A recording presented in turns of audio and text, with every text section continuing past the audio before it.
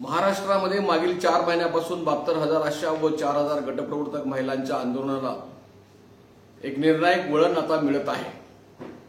1 October 2023 रोजी महाराष्ट्रातल्या सर्व आशा आणि गटप्रवर्तक महिलांनी महाराष्ट्र शासनाला प्राथमिक आरोग्य केंद्रापासून ते मंत्रालयापर्यंत 18 ऑक्टोबर पासून बेमुदत संपाच्या नोटिसा द्यायला सुरुवात केली। आम्ही अशी मागणी केली की आपण याच्याबद्दल चर्चा करावी, परंतु त्यांनी काही चर्चा न केल्यामुळे 18 ऑक्टोबर पासून बेमुदत संपाला सुरुवात झाली। त्याच्यानंतर पहिल्यांदा बोलले 1 नोव्हेंबर 2023 रोजी महाराष्ट्राचे आरोग्य मंत्री यांनी ज्या घोषणा केलेल्या आहेत त्या घोषणा आपल्याला आता पाठ झालेल्या आहेत, परंतु तरी सुद्धा आशांना दरमहा 7,000 रुपये मानधनवाढ, 2,000 रुपये भाऊबीज, गटप्रवर्तक महिलांना मानधनवाढ याबद्दलची घोषणा त्यांनी केली। या घोषणेबद्दल मात्र त्याच्यानंतर मात्र त्यांनी काही बोलायला नकार देण्यास सुरुवात केली। अनेक त्यानंतर 1 नोव्हेंबर नंतर मंत्र्यांना, आमदारांना, खासदारांना निवेदन देऊन याच्याबद्दल हस्तक्षेप करावा अशी मागणी केली, परंतु काहीही उपयोग झाला नाही आणि तो जो संप आहे तो आणखीन करण्याबद्दलची उर्मी सर्व आशा आणि गटप्रवर्तक महिलांच्या मध्ये निर्माण झाली। परंतु ही जी आरोग्यमंत्री तानाजी सावंत यांनी जी घोषणा केलेली आहे त्याचे अतिशय भयानक परिणाम महाराष्ट्रातल्या महिलांच्यावर झालेले आहेत। आम्ही ज्यावेळेस 2 दिवसापूर्वी मुख्यमंत्री आणि उपमुख्यमंत्री देवेंद्रजी फडणवीस यांना भेटलो, ही भेट होत असताना त्याच्या अगोदर राष्ट्रवादी काँग्रेस पक्षाच्या आमदार विद्याताई चव्हाण या आंदोलनाच्या ठिकाणी पाठिंबा देण्यासाठी आलेल्या होत्या आणि त्यांनी पाठिंबा देत असताना 14 तारखेला सर्व जमलेल्या आशा गटप्रवर्तक महिलांची दारुण अवस्था त्यांनी बघितली। महिलांनी त्यांना सांगितले की 4-4, 5-5 दिवस त्यांनी आंघोळी केलेल्या नाहीत, आहे त्या ठिकाणीच मैदानामध्ये राहतात आणि कसलीही व्यवस्था नाही आहे। 30 पर्यंत महिला जवळजवळ या ऍडमिट झालेल्या आहेत आणि ही स्थिती बघितल्यानंतर त्या म्हणाल्या की खरं म्हणजे या सरकारला लाज वाटली पाहिजे। त्यांनी किमान या ठिकाणी मंडप सुद्धा घातलेला नाही आणि भर उन्हामध्ये या महिला दिवसभर या ठिकाणी हजारो महिला बसलेल्या आहेत। हे खरोखरच महाराष्ट्र शासनाची नाचक्की करणारी कृती आहे। त्यांनी ताबडतोबीने असं सांगितलं की आत्ताच आपण जाऊन मुख्यमंत्र्यांना भेटू। त्यांनी 3 गटप्रवर्तक आशा महिला, मी स्वतः आणि साठे असे मिळून त्यांच्याबरोबर गेलो। विधान भवनामध्ये नुकतीच मंत्रिमंडळाची मीटिंग संपलेली होती। विद्याताईंनी पुढाकार घेऊन मुख्यमंत्र्यांच्यावर चर्चा केली। मुख्यमंत्र्यांनी असा खुलासा केला की त्यांच्या वाढदिनाच्या दिवशी 9 फेब्रुवारी रोजी जे सर्व शिष्टमंडळ आणि आशा महिला प्रतिनिधी भेटलेले होत्या त्यावेळेला मी त्यांना आश्वासन दिलेलं होतं की येणाऱ्या कॅबिनेट मीटिंगमध्ये आम्ही त्याच्याबद्दल सर्व प्रश्नाबद्दल चर्चा करू। त्याप्रमाणे त्यांनी चर्चा केलेली आहे आणि आशा गटप्रवर्तक, अंगणवाडी, आरोग्य सेविका, सर्व आरोग्य कर्मचारी, योजनाकर्मी या सर्वांच्याबद्दल आम्हाला निर्णय घ्यायचा असल्यामुळे महाराष्ट्राचे मुख्य सचिव जे आहेत चीफ सेक्रेटरी यांना आम्ही अहवाल देण्यासाठी आर्थिक बजेटबाबत आदेश दिलेले आहेत असं त्यांनी सांगितलं आणि त्यांचा रिपोर्ट आल्यानंतर आम्ही निर्णय करू असं त्यांनी सांगितलं। या बाबतीमध्ये विद्याताई चव्हाण आणि आम्ही त्यांना सांगितलं की आपण हा रिपोर्ट देण्यासाठी किती वेळ लागेल हे सांगा, त्याच्यानंतर दुसऱ्या मीटिंगमध्ये याबद्दलचा निर्णय होईल का हे सांगा। याबद्दल त्यांनी काही सांगण्यास नकार दिला, परंतु मुख्यमंत्र्यांनी असं सांगितले की आशा गटप्रवर्तक यांच्याबद्दल आमच्या मनामध्ये आदर आहे, सहानुभूती आहे, त्यांचे प्रश्न सुटले पाहिजेत, याच्याबद्दल आम्ही कटिबद्ध आहोत, पण यासाठी तुम्ही जो आंदोलनाचा मार्ग घेतलेला तो ताबडतोब थांबवा असाही उपदेश त्यांनी केला। त्याच्यानंतर विद्याताई चव्हाण यांनी आम्हाला देवेंद्र फडणवीस यांच्याकडे घेऊन गेल्या। देवेंद्र फडणवीस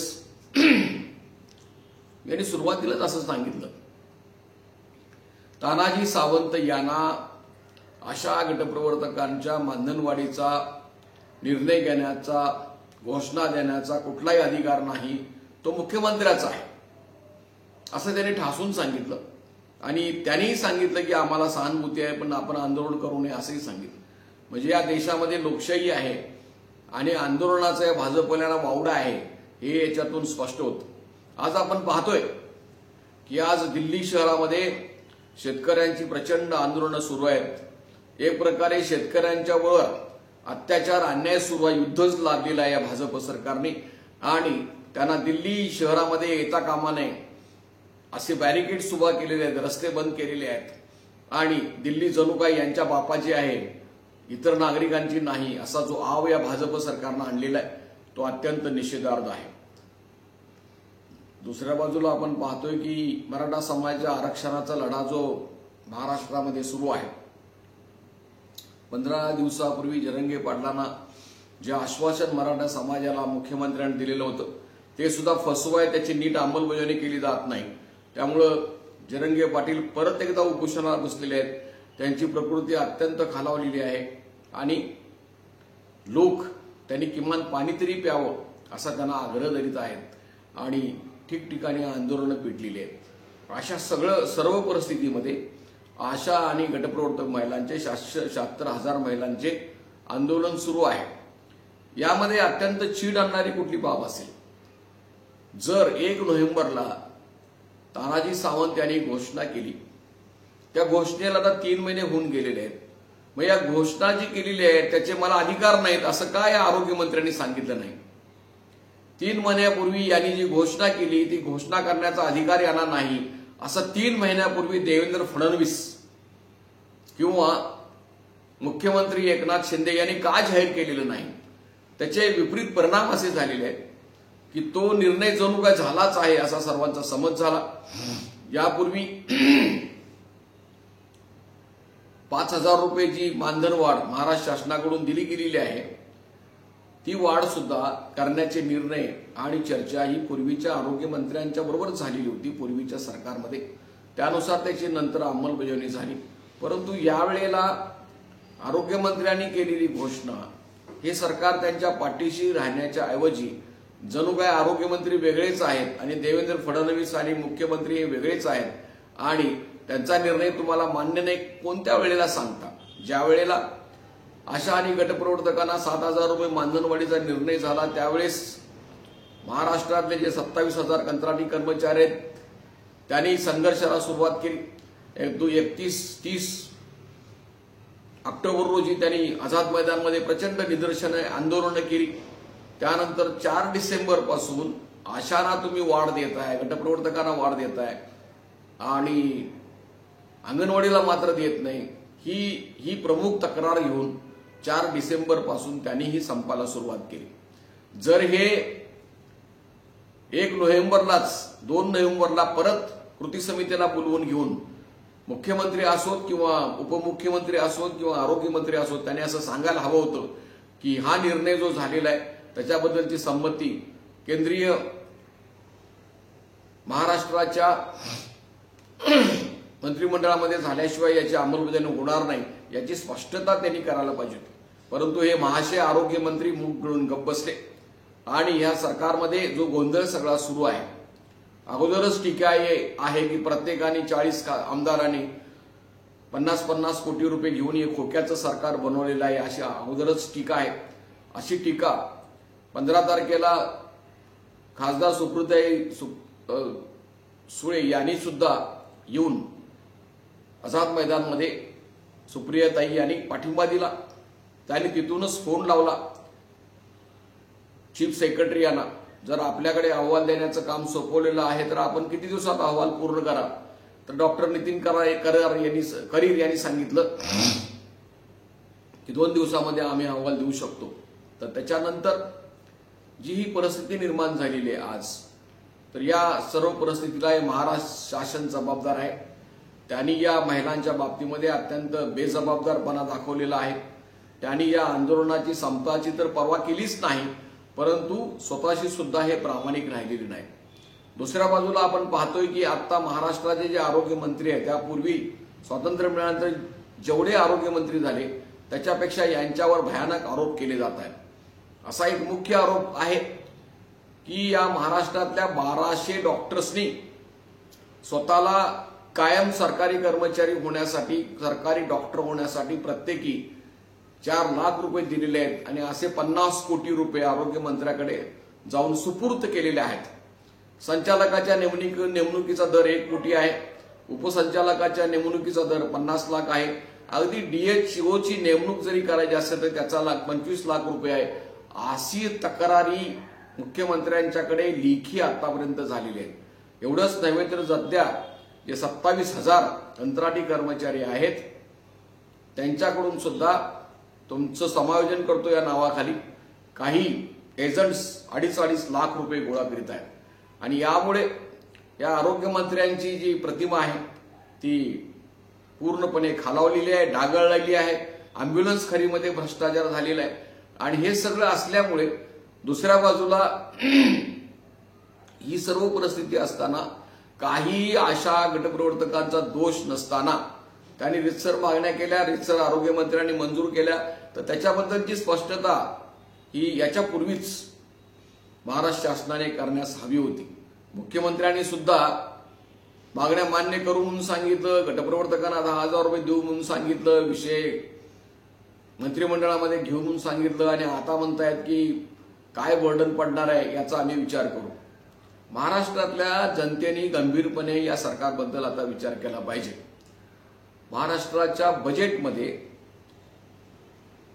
आरोग्य खर्चासाठी फक्त 4% 1 पॉइंट इतकी तरतूद आहे। दिल्ली सरकार जे आहे ते दिल्ली सरकार हे आरोग्यावर 13% खर्च करतं। त्यामुळे त्यांनी दिल्ली केंद्रशासित राज्यामध्ये दिल्ली राज्यामध्ये सर्व उपचार मोफत ठेवलेले आहेत। भारताची सुद्धा जी सरासरी आहे ती बजेटच्या 5% पेक्षा जास्त ही आरोग्यासाठी वापरली जाते। महाराष्ट्र हे प्रगत राष्ट्र आहे, जीएसटी जास्त प्रमाणात गोळा होते, दरडोई उत्पन्न जास्त आहे, एक औद्योगिक पुढारलेलं राज्य आहे आणि असं असून सुद्धा नाव मोठं आणि लक्षण खोटं आरोग्यावर मात्र हे तरतूद करायला तयार नाहीत। याबद्दल सुप्रीम कोर्ट, हायकोर्टच्या ऑर्डर्स आहेत। किमान तुम्ही 8% तरी धरा, हे जाऊ द्या। नांदेडमध्ये, ठाण्यामध्ये जे मृत्यू झाले एका वेळेला 20-25 एका दिवशी, त्याच्याबद्दल स्वतः हायकोर्टने स्वतःच्याच न्यायालयामध्ये केस दाखल करून घेतली आणि त्यांनी या महाराष्ट्र सरकारवर ठपका ठेवला की हे जे झालेलं आहे या मृत्यूला जबाबदार तुम्ही आहात आणि त्याचं कारण हे आहे की तुम्ही पुरेसं मनुष्यबळ त्या ठिकाणी नाही आणि औषधाचे नीट नियोजन तुमचं नाही। 35,000 पदे रिक्त फक्त आरोग्य खात्यामध्ये सध्या आहेत आणि त्याच्यामुळे याच्याबद्दल खुलासा करावा असं त्यांनी सांगितलं। याबद्दल आम्ही त्या सोमोटो केसमध्ये महाराष्ट्र आशा गटप्रवर्तक आरोग्य कर्मचारी संघटना आम्ही त्यामध्ये पार्टी झालेलो आहोत आणि आम्ही अशी मागणी केलेली आहे की गटप्रवर्तक सुद्धा कंत्राटी कर्मचारीच आहेत, त्यांना ऑर्डर्स आहेत, त्यामुळे त्यांना सुद्धा परमनंट करण्यात यावं आणि त्याच्याबद्दलच्या प्रक्रियेमध्ये आम्ही त्या केसमध्ये सामील झालेलो आहोत आणि न्यायालयामध्ये त्या केसेस नावं दिलेली आहेत। इतकीच नव्हे तर सार्वजनिक आरोग्य विभाग आणि राष्ट्रीय आरोग्य अभियानाकडे आमच्याकडे जे गुगल फॉर्ममधनं गटप्रवर्तकांचे अर्ज जे आलेले आहेत त्यांची यादी सुद्धा त्यांच्याकडे, ज्यांची 10 वर्ष पूर्ण झालेली आहेत ती पाठवलेली आहे। तर हे सर्व विवेचन आपण लक्षात घेतल्यानंतर असं लक्षात येते की हे महाराष्ट्र सरकार कुठलाही कायदा पाळायला तयार नाही, न्यायालयीन आदेश पाळायला तयार नाही, घटनात्मक तरतुदी ज्या मनुष्यबळाबद्दल, रोजगाराबद्दल आहेत त्याची अंमलबजावणी करायला तयार नाहीत आणि चुकीच्या मार्गाने जबरदस्ती करून कंत्राटी पद्धत राबवणे, कंत्राटी नेमणूक करणे, त्याच्यामध्ये गैरव्यवहार होणे आणि ज्यांना नोकरी भरती करण्याचे अधिकार आहेत त्यांच्याकडून ते हिसकावून घेणे हा प्रकार सगळा सुरू आहे आणि त्यामुळे आपले प्रश्न लांबलेले आहेत। तरी सुद्धा अशा अनेक गटप्रवर्तकांच्या लढ्यामुळे मुख्यमंत्र्यांना बोलावं लागलं, त्यांना मंत्रिमंडळामध्ये पहिल्यांदाच प्रश्न घ्यावा लागला त्यामुळे हे जे सगळे आरोग्य कर्मचारी आहेत, कंत्राटी कर्मचारी आहेत, अंगणवाडी आहे, आशा गट प्रवर्तक आहेत, पोषण आहार आहे, या सगळ्यांच्या बाबतीमध्ये 20,000 महिलांनी किमान 20 ते 30,000 मुख्यमंत्र्यांच्या वाढदिवशी ठाण्यामध्ये जाऊन प्रचंड निदर्शनं केली, शांततामय मार्गाने निदर्शने केली, त्यांना वाढदिवसाच्या शुभेच्छा दिल्या आणि त्यांना सांगितलं आमच्या मागण्या मान्य करा. तर 2 दिवस ठाण्यामध्ये शांततेने आंदोलन झाल्यानंतर मागील 6 दिवसापासून आझाद मैदान मुंबई येथे हजारो महिलांचं आंदोलन सुरू आहे आणि त्यामुळे आरोग्य खात्यामधल्या कामगारांना न्याय मिळण्याच्या प्रक्रियेला सुरुवात झालेली आहे. तरी या सरकारची आरेरवी अशी आहे, या मंत्र्यांची आरेरवी अशी आहे की तुम्ही आंदोलन करू नका. लोकशाही पद्धतीने डॉक्टर बाबासाहेब आंबेडकर यांनी घडवलेली जी घटना आहे, त्यात दिलेले अधिकार जे आहेत त्या अधिकारांचा वापर करून लोकशाही पद्धतीने शांततामय मार्गाने आम्ही आंदोलन करीत आहोत.